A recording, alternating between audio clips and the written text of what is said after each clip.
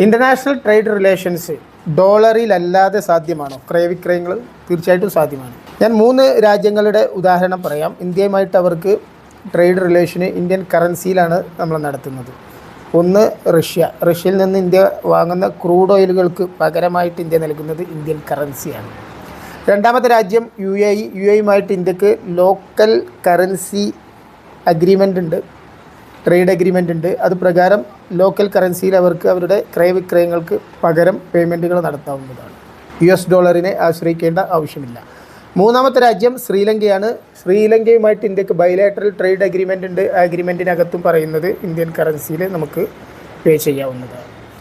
ഈ 3 രാജ്യങ്ങളെ കൂടാതെ സിംഗപ്പൂർ, ബംഗ്ലാദേശ്, കെനിയ, മലേഷ്യ തുടങ്ങിയ രാജ്യങ്ങളും ഇത്തരത്തിലുള്ള നീക്കങ്ങളുമായിട്ട് മുന്നോട്ട് പോയിക്കൊണ്ടിരിക്കുന്നു. ചുരുക്കി പറഞ്ഞാൽ ജിയോ പൊളിറ്റിക്സിൽ ചില മാറ്റങ്ങളൊക്കെ സാധ്യമാണ്, നടന്നുകൊണ്ടിരിക്കുന്നുണ്ട്. ഇന്ത്യൻ കറൻസിയെ സംബന്ധിച്ചിടത്തോളം ഗ്ലോബൽ ട്രേഡ് മാർക്കറ്റിൽ കൂടുതൽ സ്ട്രോങ് ആവാനുള്ള എല്ലാ സാധ്യതകളും ഇതിൽ നിന്ന് നമുക്ക് മനസ്സിലാക്കാവുന്നതാണ്.